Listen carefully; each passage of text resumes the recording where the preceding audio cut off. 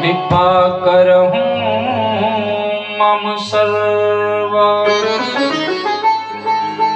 श्री श्री अनंत विभूषित श्री सदगुरु चरण कमल, जगत की अधिष्ठात्री देवी मां जगदम्बा, सूक्ष्म जगत में विराजमान देवगण, दृश्य अदृश्य रूप में विराजमान संत समाज, माताएं बहनें तथा लाडली बेटियां, युवान भाई, मेरे पूज्य बुजुर्ग और भी ज्ञात अज्ञात समस्त श्रोता समाज, सभी को भगवत भाव से व्यासपीठ की ओर से जय श्री राधे, राम राम, श्री शिवाय नमस्तुभ्यं। मृत्युंजय महादेव परिवार के तत्वाधान में चल रही भगवान शंकर की प्रत्यक्ष मूर्ति श्री पार्थिव शिव महापुराण दिव्य कथा का आज द्वितीय दिवस यानी दूसरा दिन है। इस महामंत्र को जपने से, इस महामंत्र को जपने से कट जाते हैं सारे श्री शिवाय नमः, श्री शिवाय नमः, श्री शिवाय नमः, श्री शिवाय नमः, श्री शिवाय नमः, श्री शिवाय नमः, श्री शिवाय नमः, श्री शिवाय नमः। आत्म शांति वाली रहने वाला श्री शिवाय नमः, आत्म शांति वाली रहने वाला श्री शिवाय नमः, तन मन पावन करने वाला श्री शिवाय नमः, तन मन पावन करने वाला श्री शिवाय नमः, सबके संकट हरने वाला श्री शिवाय नमः, सबके संकट हरने वाला श्री शिवाय नमः, मोक्ष मोक्ष को देने वाला श्री शिवाय नमः, श्री शिवाय नमः, श्री शिवाय नमः, श्री शिवाय नमः, श्री शिवाय नमः, श्री शिवाय नमः, श्री शिवाय नमः, श्री शिवाय नमः, श्री शिवाय नमः। चारों वेद पुराण भी बोले, चारों वेद पुराण भी बोले, गंगा यमुना छिपुरा बोले, गंगा यमुना छिपुरा बोले, मुरलीधर की मुरली बोले, मुरलीधर की मुरली बोले, रमाकांत के साथ में बोलो श्री शिवाय नमः, श्री शिवाय नमः, श्री शिवाय नमः, श्री शिवाय नमः, श्री शिवाय नमः, श्री शिवाय नमः, श्री शिवाय नमः, श्री शिवाय नमः, श्री शिवाय नमः। ये दोनों हाथ और बाबा के पंचाक्षर मंत्र का जाप करते हुए चलेंगे। ओम नमः शिवाय, हरि ओम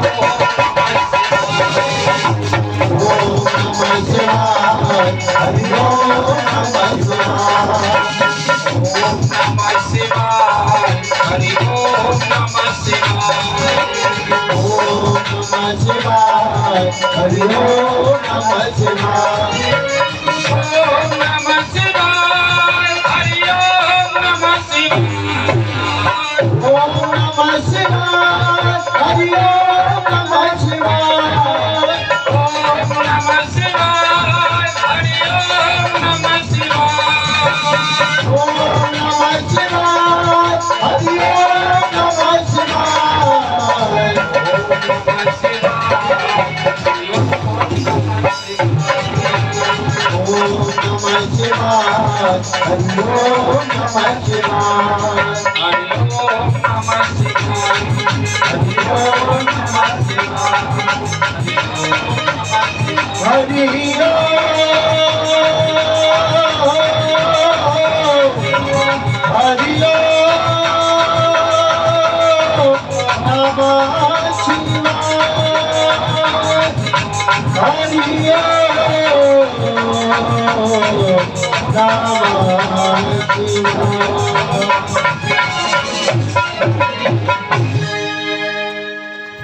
हरि ओम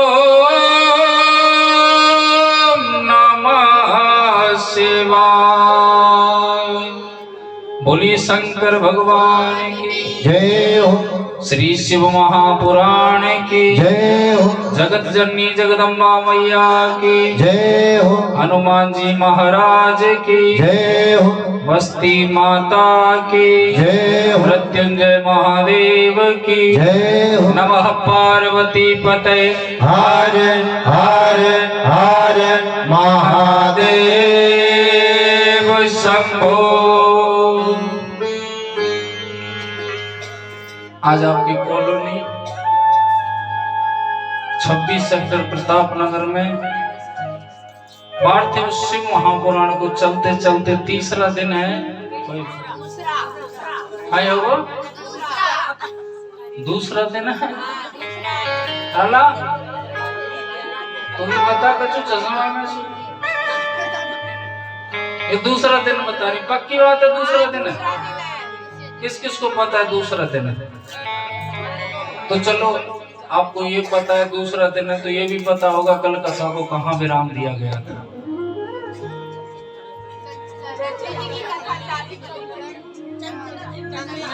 एक बार इन भक्तों के लिए जोरदार जयकारा लगा। बोलिए शंकर भगवान की जय हो। नहीं तो पता है भगत केवल दिन याद रखते हैं कि हाँ आज ये दिन है। कथा का मालूम नहीं रहता लेकिन मैया ने तुरंत बता दी।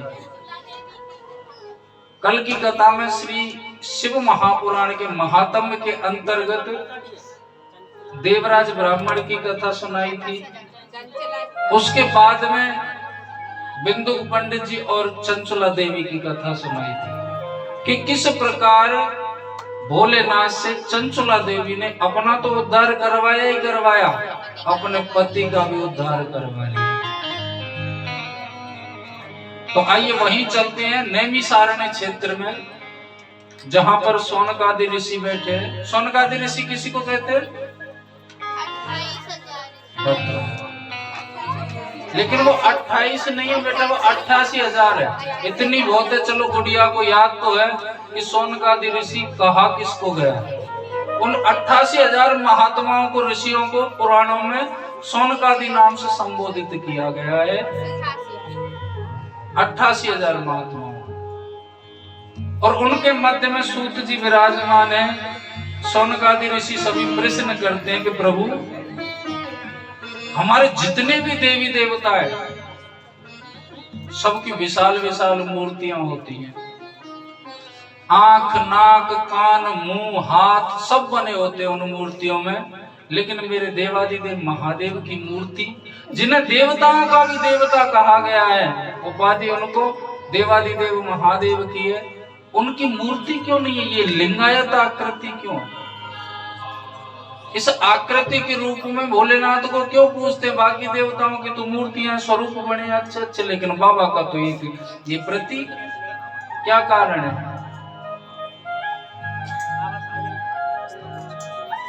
तो सूत जी महाराज ने कहा पुरुष से नयत कार्य म्रियमाणस्य सर्वथा। आपने जो प्रश्न किया है वो जन कल्याण के लिए किया है। और सत्यता है कि आज भी इस पृथ्वी पर 90% लोग ऐसे हैं जिनको यही नहीं पता कि महादेव की पूजा इस लिंगायत आकृति के रूप में क्यों होती है। कोई कुछ कहता है, कोई कुछ कहता है, वास्तविक पता ही नहीं। जब सूत जी महाराज बताते हैं कि बात उस समय की है, इस जगत चराचर में कुछ नहीं था, केवल अंधेरा ही अंधेरा और केवल जल ही जल था। हो सकता है ये कथा आपने श्रीमद् भागवत कथा के अंतर्गत सुनी हो, सृष्टि निर्माण की, और सृष्टि निर्माण की कथा से ही संबंधित रखती है ये लिंगायत आकृति के रूप में क्यों पूजा होती है महादेव की। कुछ नहीं था पहले जगत चराचर में, केवल जल ही जल था। तो कहते हैं जिसे पूर्ण परम ब्रह्म कहते हैं, ज्योति स्वरूप, उसने सदाशिव को प्रकट किया। और वो सदाशिव कैसे हैं कि आधा शरीर पुरुष का है, आधा शरीर स्त्री का है, जिसे हम एक नाम से और जानते हैं, अर्धनारीश्वर नाम से। केवल उनको इतना ही आदेश सुनाई दिया कि आप सृष्टि का निर्माण कीजिए। सदाशिव ने कहते हैं अपने दो रूप बनाए, एक पुरुष का बना लिया, एक स्त्री का बना लिया। जो स्त्री स्वरूप थी उनको आदेश कर दिया कि सबसे पहले आप प्रतिष्ठित हुई सृष्टि में। और उसी स्त्री स्वरूप का नाम है प्रकृति। जी हमको जगत चराचर में जो कुछ भी दिखता है, आकाश, वायु, पृथ्वी, पर्वत, वृक्ष, हवा, जल इत्यादि, ये सब प्रकृति के रूप हैं। कहते हैं महादेव ने अपने हृदय से भगवान नारायण को प्रकट किया। सदाशिव ने नारायण को प्रकट किया और नारायण से कह दिया कि आप सृष्टि का निर्माण करवाने में हमारा सहयोग करें। नारायण ने सोचा अकेले हमारे क्या बस की बात है। एक दिन शेष सैया पर लेटे हुए थे और उनकी नाभि से एक कमल का पुष्प निकलता है और उस पर 5 मुख वाला दिव्य पुरुष प्रकट होकर के आता है। कितने मुख? 5 मुख थे उसके, चारों दिशाओं में और एक ऊपर की ओर। लेकिन उस पुरुष को भी नहीं पता था, दिव्य पुरुष को, कि मैं कहां से आया हूं। और हर कोई अपने आप की जानने की कोशिश करता है कि मैं कौन हूं, कहां से आया हूं। उस कमल की तंतु में जो हरी हरी सी होती है ना, उसमें प्रवेश करके कम से कम और छोड़ तो देखो कहां है इसका प्राकट, कहां से हुआ है। कहते हैं उनको कई वर्ष लग गई, लेकिन वो नारायण की नाभि तक पहुंच ही नहीं पाए। नाभि तो समझते हो ना किसे कहते हैं? हाँ, इधर ब्रज साइड में हमारे कहते हैं टुंडी, कहीं पर टूडी बोलते हैं। नहीं पहुंचे, कहते हैं सोचा बोले भाड़ में जाने दो। उनको केवल आवाज ही आवाज सुनाई दी कि आप तप करें और तप के प्रभाव से सृष्टि निर्माण करें, आप जगत पिता कहलाओगे। अब ब्रह्मदेव ने इधर उधर खूब देख लिया, कोई ना तो कोई व्यक्ति दिखाई दिया, जल के अलावा उनको कुछ दिखाई ना दे।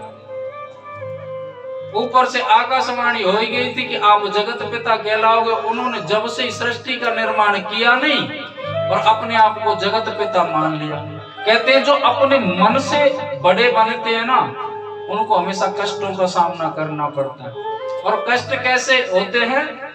भौतिक कष्ट, आध्यात्मिक कष्ट। क्योंकि जो अपने मन से बड़े बन जाते हैं, इनको अपना अपमान बहुत जल्दी दिखता है। अगर कोई अगला व्यक्ति प्रणाम नहीं करे उनको, तो उनकी बेइज्जती होगी, बोले इसने हमारा अपमान कर दिया।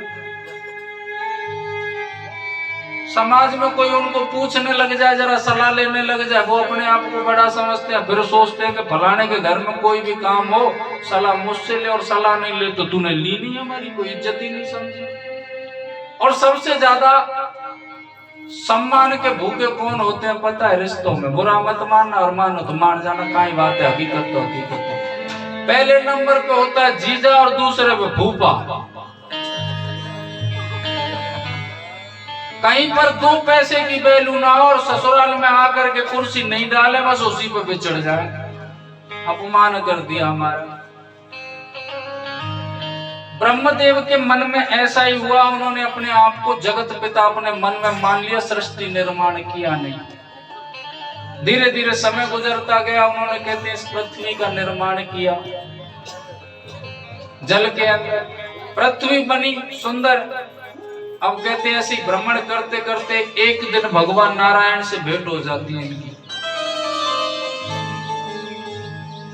कहते नारायण अपनी शेष सैया पर लेटे हुए थे।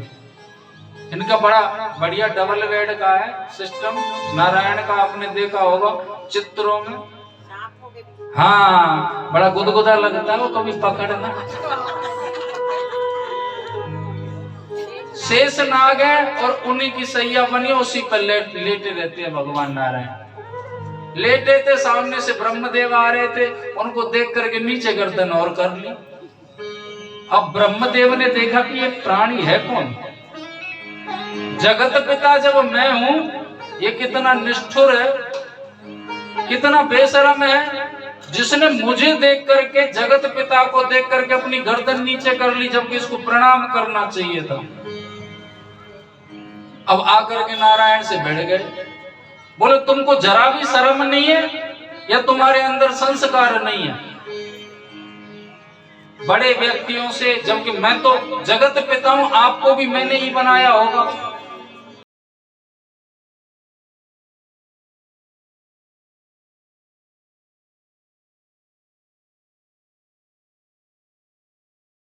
को बनाया और इसी बात पे तू मैं हो गई, जिक जिक हो गई और दोनों में युद्ध की संभावना बन गई। उस युद्ध को रोकने के लिए सदाशिव ने देखा, बोले ये हो क्या रहा है, सोच कुछ और है, कहीं ऐसा ना हो सृष्टि से बनने से पहले ही और विनाश हो जाए।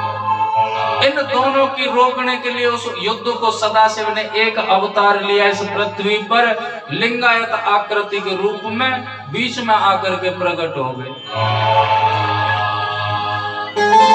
और आवाज आई उसमें से, बोले तुम कर क्या रहे हो, आपको किस कार्य के लिए भेजा नारायण? नारायण तो समझ गए ये कौन, सदाशिव का अवतार है। बेचारे चरणों में बैठ गए, मन ही मन प्रणाम कर लेते, लेकिन ब्रह्मा जी अभिमानी। अभिमान किसी बात का भी आ सकता है, और अभिमान अगर व्यक्ति को आता है वो पतन की ओर ले जाता है। या तो व्यक्ति को अभिमान छोड़ना पड़ता है या फिर अपने आप को ही छोड़ना पड़ता है, दो गति होती है इसमें। नारायण कहते हैं आप दोनों को सृष्टि के लिए, निर्माण के लिए कहा गया और आपस में ही आप झगड़ रहे हो, युद्ध के लिए आप तत्पर हो, ऐसा नहीं होना चाहिए। ब्रह्मदेव कहते हैं, बोले इसमें युद्ध की कौन सी बात है, युद्ध तो होगा ही। जब मैं जगत पिता हूं, ये व्यक्ति कह रहा है कि इसने मुझे बनाया, जबकि मैंने इसको बनाया होगा। उस आकृति में फिर आवाज आती है, बोले इसमें लड़ने झगड़ने की कोई बात नहीं है, इस बात को तो मैं ही बता सकता हूं कि कौन बड़ा है और कौन छोटा है, कौन किसका पता है, किसका पिता है कौन, मैं ही बता दूंगा इसको। बोले तो बताइए। बोले ये जो लिंगायत आकृति आपके समक्ष है, इसकी या तो कोई ऊपर का सिरा पता लगा करके पहले यहाँ आ जाए। कहते हैं वो बड़ी विशाल आकृति थी, ऊपर की ओर देखे तो सिरा नहीं दिख रहा और नीचे गहराई का पता नहीं चल रहा कितनी, या फिर नीचे की गहराई का पता लगा करके कोई आ जाए, वही जगत पिता कहलाएगा और वही बड़ा होगा, बात खत्म। क्योंकि ब्रह्मा जी से वो कहते कि नारायण बड़े हैं, वो पहले आए, नारायण ने आपको प्रकट किया है, तो ब्रह्मा जी मानते नहीं।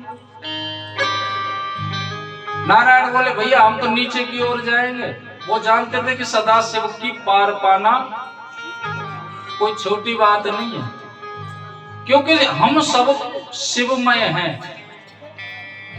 शिव हमारे अंदर भी है और शिव हमारे बाहर भी है, और शिव ही कल्याणकारी है। नारायण ने तो सिर्फ इतना कह दिया, बोले हम नीचे की ओर जाएंगे। ब्रह्मदेव बोले कि हम बड़े आदमी, हम तो ऊपर ही जाएंगे, नीचे क्यों जाएंगे। ब्रह्मा जी ने हंस अवतार लिया और ऊपर की ओर निकल लिए, पता लगाने के लिए कि कितनी ऊंचाई है इसकी। लिंगायत आकृति में से आवाज आई, प्रभु नारायण आप भी कुछ। बोले प्रभु हम क्या कर सकते हैं। कहते 12 रूप लिया उन्होंने, थोड़े देर के लिए गए नीचे, आकर के बैठ के बोले हमारे बस की बात नहीं है, ब्रह्मा ही बड़े हैं, कोई बात नहीं वो बड़े रहे, हमको शौक भी नहीं है बड़ा बनने का। और सत्यता है कि जो बड़ा रहता है, जो बड़ा बनता है वो जीवन में कष्ट पाता है, और जो छोटा बन करके रहता है वो आनंदमय जीवन व्यतीत करता है।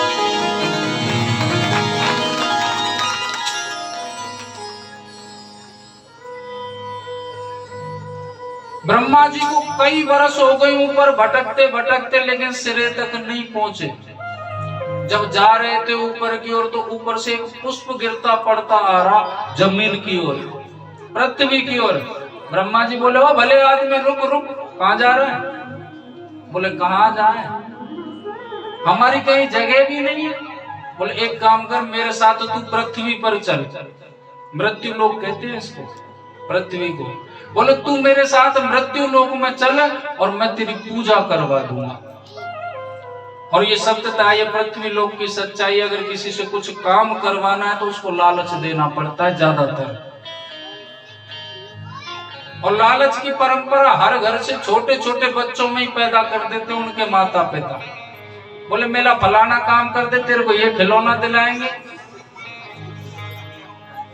तेरे को 5 रुपए देंगे, तेरा ये काम कर देंगे, तुझे घुमाने ले जाएंगे। लालच बस काम करवाते हैं। ये नहीं उस बच्चे में अच्छे संस्कार दें जो माता पिता की एक आवाज पर वो खड़ा होकर के चल दे। और पैसे से या लालच से संस्कार नहीं आते। अगर पैसे से संस्कार आते होते तो हर धनवान के घर में संस्कार ही संस्कार होते बच्चों में, जबकि उनके बच्चों के अंदर संस्कार नहीं पाए जाते ज्यादातर। क्योंकि आज की जो शिक्षा है ना, वो केवल पेट भरने का साधन सिखाती है, पेट भरना सिखाती है, संस्कार नहीं दे सकती। चाहे कैसी भी आप महंगी से महंगी बच्चे को शिक्षा दिला लो। उस पुष्प से कहते ब्रह्मा जी, बोले तेरी पूजा करवा दूंगा मैं जन्म जन्मांतर के लिए मृत्यु लोक में, लेकिन तुझे मेरा एक काम करना पड़ेगा। बोले कहिए क्या काम करना पड़ेगा? बोले तुझे गवाही देनी पड़ेगी। गवाही समझते हो?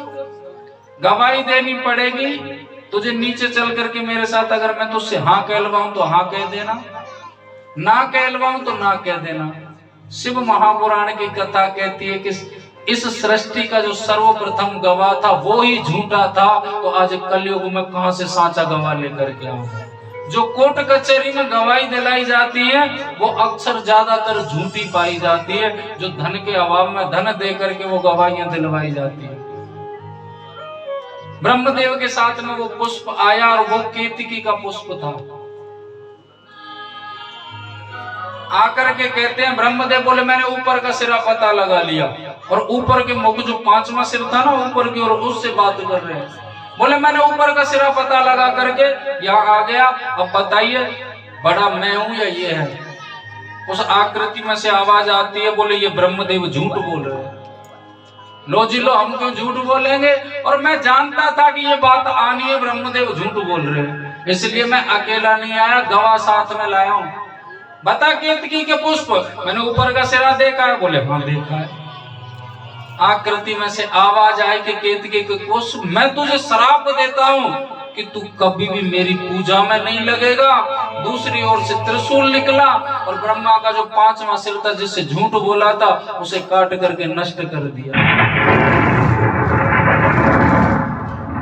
कहते हैं जब देखा नारायण ने कि ये क्या हुआ, सृष्टि निर्माण से पहले तवाई की ओर चरणों में पड़ करके और सदा शिव से प्रार्थना करते हैं, क्षमा याचना करते हैं। करालम महाकाल कालम कृपालम गुणागार संसार पारम न तो हम प्रभु, आप तो दयावान हैं। ये ब्रह्मा जी तो मूर्ख हैं, अगर इतना ही समझते तो ये उत्पात क्यों करते बड़ा और छोटा होने की?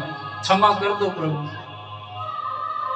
तो ये तो भोला भंडारी है, इसको ना तो अपने अपमान की चिंता न सम्मान की चिंता। अपमान इनके ससुर साहब ने साहब खूब किया था, दक्ष प्रजापति ने, लेकिन एक पल में ही उनको तार दिया। ये सत्यता एक बार में ही उनको तार दिया। इसका नाम एक भोला भंडारी अपने भोले वाले भक्तों के लिए। लेकिन अगर इसके भोले वाले भक्तों पर अगर कोई अत्याचार करता है तो इसका दूसरा भी नाम है जिसे महाकाल नाम से जाना जाता है।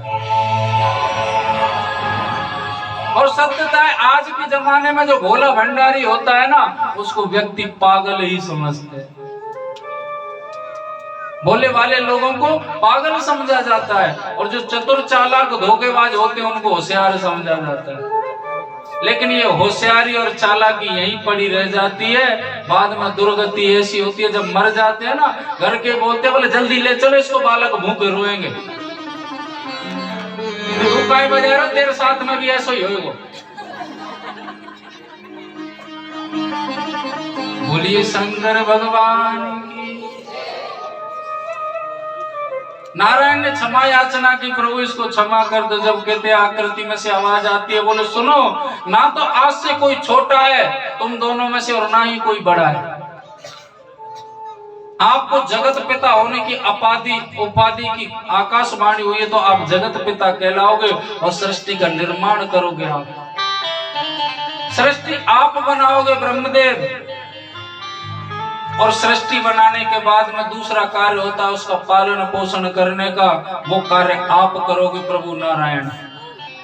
नारायण कहते ठीक है प्रभु, लेकिन हमारे मन में एक शंका है। बोले कहिए। बोले ये जो सृष्टि को थामने का आधार है उस पर मुझे खतरा नजर आता है। बोले मतलब? बोले जब सृष्टि बनती जाएगी और सृष्टि को रोकने के लिए उसका आधार बनाया जाएगा, यानी ये पृथ्वी, सृष्टि बनती जाएगी तो भार बढ़ता जाएगा, नीचे जल में पृथ्वी डूब जाएगी, फिर सृष्टि पर प्रलय हो जाएगी। प्रभु बोले कहना क्या चाहते हो आप, तो सीधी सीधी बात करो। बोले मैं ये कहना चाहता हूं कि इस प्रकृति में एक नियम ऐसा और स्थापित करवा दो कि सृष्टि बनती रहे और आखिर में जाकर के बिगड़ती रहे, जिसका संतुलन ठीक रहे, उसकी और व्यवस्था करो प्रभु। लिंगायत आकृति में से आवाज आई, बोले आप उस कार्य को मेरे ऊपर छोड़ दो। वो कार्य मैं लेता हूं अपने ऊपर, यानी संहार करने का, सृष्टि मिटाने का। तीसरा कार्य देवादिदेव महादेव ने ले लिया, जब से भोलेनाथ संहार करता कहलाते हैं। जब तो कहते हैं ये सृष्टि तीन पर टिकी हुई है। तीन कौन कौन है पता है? ब्रह्मा, विष्णु, हमारे मामा जी। अच्छा, भोलेनाथ का ही नाम है, फिर तो ठीक है। ये सृष्टि तीन के अधीन है। इसको बनाया ब्रह्मा जी ने, पालन पोषण प्रभु नारायण करते हैं, और अंत में संहार भोलेनाथ कर देते हैं। हाथ जोड़ करके नारायण करते प्रभु एक इच्छा और है। बोले कहिए। आपसे प्रार्थना है कि अपने भक्तों के कल्याण के लिए आप भी इस धरा पर विराजमान रहिए ना प्रभु। आकृति में से आवाज आई कि आप दोनों की वजह से मैं इस धरा पर पहली बार अवतार लेकर के आया, प्रकट होकर के आया, इस रूप में आया। जो भी भक्त मेरी पूजा इस लिंगायत आकृति के रूप में करेगा, उसे मैं मनोवांछित वर प्रदान करूंगा। और मेरा नाम सदाशिव से केवल शिव के नाम से जाना जाऊंगा। सदाशिव तो वो है उनको प्रकट करने वाले। जब से भोलेनाथ की पूजा इस धरा पर लिंगायत आकृति के रूप में की जाती है, इसका सीधा साधा सा उत्तर है। कोई पूछता है कि भोलेनाथ की पूजा इस रूप में क्यों की जाती है? बोले सबसे पहले भोलेनाथ इसी रूप में इस पृथ्वी पर प्रकट हुए थे, इसलिए की जाती है। और इनको कालों का भी काल कहा गया है। कहते हैं इस भवसागर से अपना कल्याण करना है तो शिव का नाम उच्चारण करो। उच्चारण मात्र से कल्याण हो जाता है।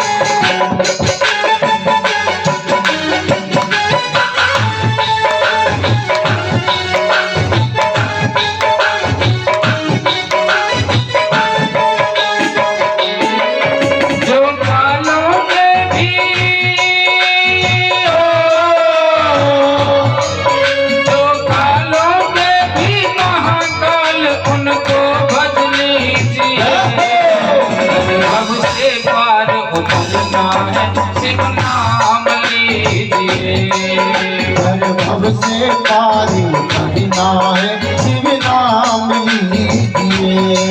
जो कालों के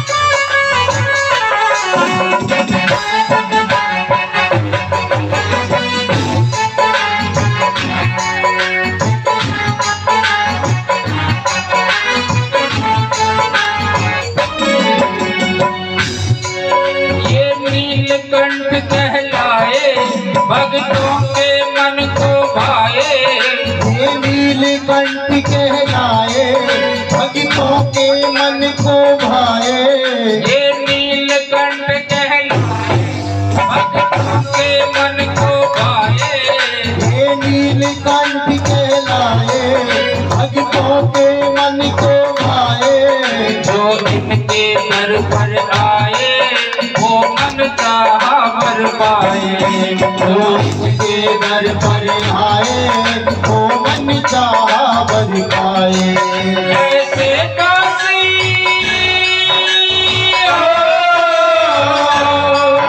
ऐसे काशी के काशी को फिर भर लीजिए। गजब से पार उतरना है शिव नाम लीजिए। गजब से पार उतरना है शिव नाम लीजिए। वैसे शिव का नाम लेने में आनंद आता है कि परेशानी होती है? आनंद आता है ना। तो जब मैं हाथ उठा कर ताली बजाता हूँ आप क्यों नहीं बजाते? हाँ, घर वालों की टेंशन तो छोड़ दो। द्रौपदी का चीरहरण हुआ, मैंने कल बताया। अपने सगे संबंधी सबको पुकार लिया था, कोई नहीं आया। और हाथ उठा करके किसको पुकारा था? आपके लाज बचले कन्हैया। आपके लाज बचले कन्हैया। आपके लाज बचले कन्हैया। मेरे कोई नाहि संग मोहे कारी रहे तंग। मेरे सावरिया सावरिया। आपके लाज बचले कन्हैया। हाथ उठा करके पुकारा कन्हैया आए, चीर बढ़ा दिया। आप प्रार्थना यही कर लिया करो, हाथ उठा करके बोले बाबा घर का ध्यान रखना, हम तो तेरी कथा में आ गए। सही बात है, बहुत सी टेंशन लगी रहती है मैयाओं को, जो बूढ़ी बूढ़ी है। बोले बहू घर पे अकेली रह गई है, चक मलाई खा रही होगी चीनी डाल के, है ना। पाउडर के दूध में कौन सी मलाई आए। आप तो यही प्रार्थना कर लो कि भोलेनाथ हम तो आगे तेरी कथा में, घर का ध्यान रखना, दरवाजा खुला रहना जाए, बहू सोना जाए, हाँ कुत्ता घुसना जाए। जो भैंस गैया वाली मैया को ऐसे प्रार्थना कर ले, बोले पर्दा खुलना जाए, जो भैंस चुपा ना जाए। हर हर महादेव।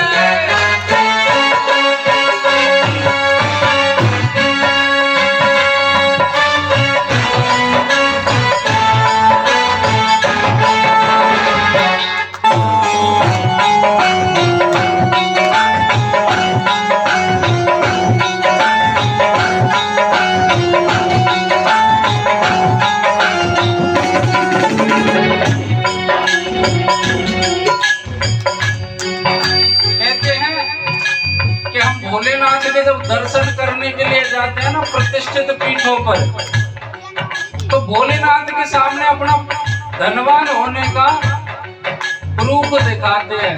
वीआईपी लाइन लगाएंगे धन पैसे दे करके, जब जाकर के दर्शन करेंगे। लेकिन ये वीआईपी लाइन वालों को नहीं मिलता साहब, ये तो सबका है, गरीबों का भी है। इसके लिए धन मायने नहीं रखता। इसके पास जाओ तो एक ही बात दो, तेरे दर का भिखारी आया, तेरे दर का पुजारी आया, तेरे दर का भिखारी आया, तेरे दर का पुजारी आया। बाबा की दो दर्शन काटो सारे मेरे गम। बाबा के दो दर्शन काटो मेरे सारे गम। तेरे दर का भिखारी आया, तेरे दर का पुजारी आया। बाबा के दो दर्शन काटो सारे मेरे गम।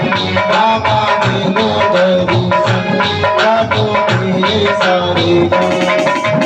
कौन कौन भिखारी बन के जाना चाहेगा बाबा के पास में? और भिखारी बन के जाओगे तो ही झोली भर करके लाओगे, धनवान बन करके जाओगे तो धनवान को किस बात की आवश्यकता। सब जाना चाहोगे ना, तो मेरे साथ में हर हर महादेव।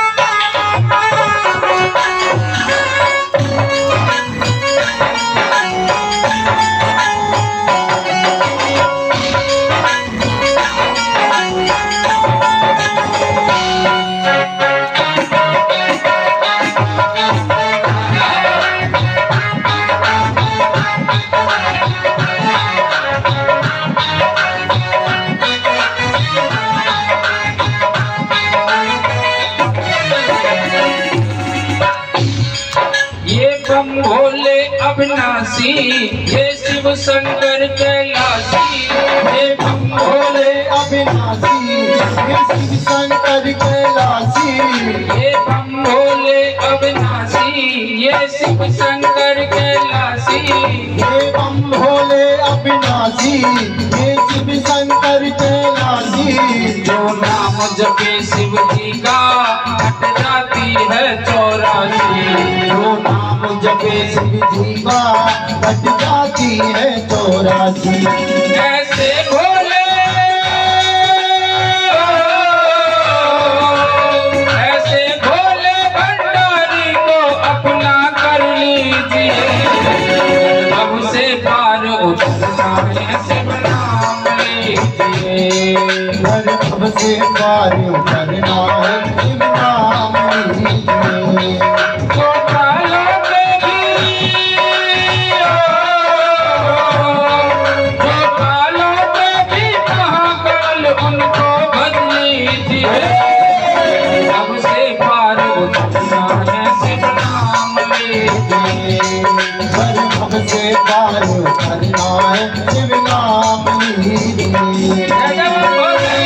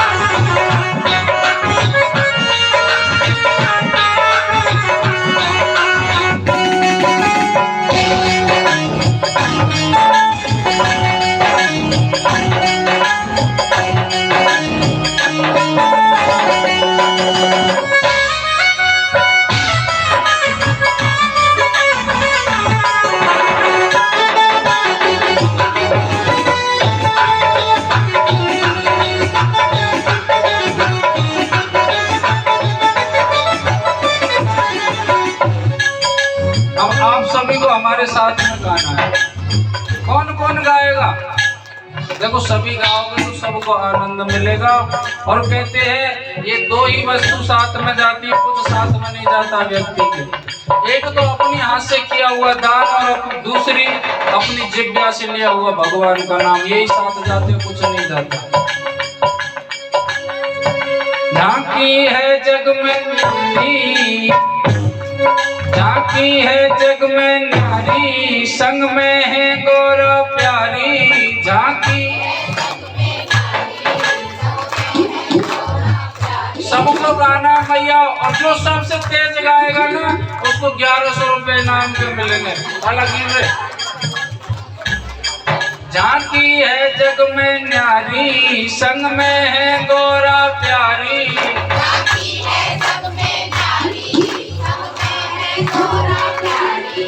भैया 1-2 रुपए की बात नहीं, 1100 रुपए की बात। हमको मिले या ना मिले, पर जो सबसे तेज बोलेगा उसको जरूर मिलेंगे। झांकी है जग में न्यारी, संग में है गौरव प्यारी।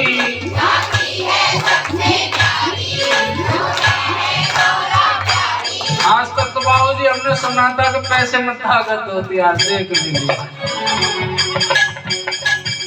झांकी है जग में न्यारी, संग में है गौरव प्यारी।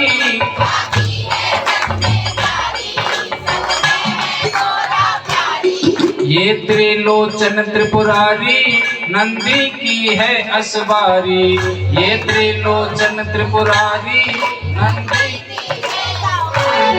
झांकी है जग में नारी, संग में है गौरा प्यारी। झांकी है जग में नारी, संग में है गौरा प्यारी। ये त्रिलोचन त्रिपुरारी, नंदी की है असवारी। त्रिलोचन त्रिपुरारी, नंदी की है असवारी। ऐसे ऐसे जग के, ऐसे जग के रखवाले को प्रणाम कीजिए। से पार उतरना है शिव नाम लीजिए।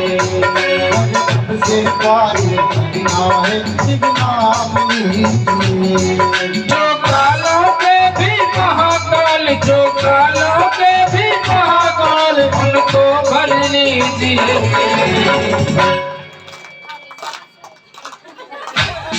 मतलब बोलते तो है और एकदम चुप पड़ गए, बोले कहा यहाँ बता गई। बाबा का अगर नाम पुकारना है ना तो किसी से भी मत डरो। हाँ, झिझकने का तो काम ही नहीं है। जो कालों के भी महाकाल, जो उनको भज लीजिए। घर भव से पार उतरना है,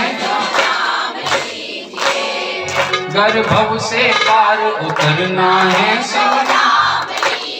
अच्छा, लेना चाहोगे? करो सीधे सीधे जलेबी की तरह हाथ, सब जने।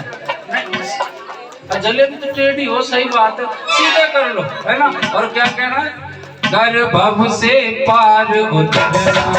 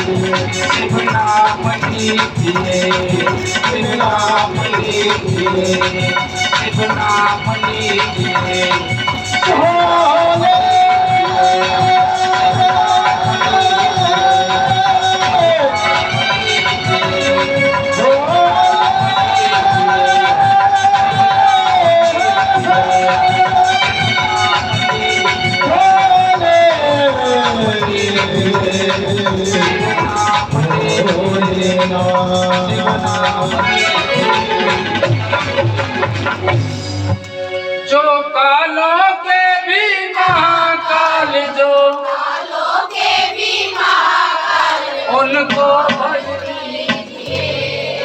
घर भव से पार उतरना है, शिव नाम लीजिए। घर भव से पार उतरना है, शिव नाम लीजिए। बोलिए शंकर भगवान की, नमः पार्वती पते, हर हर हर महादेव शंभो।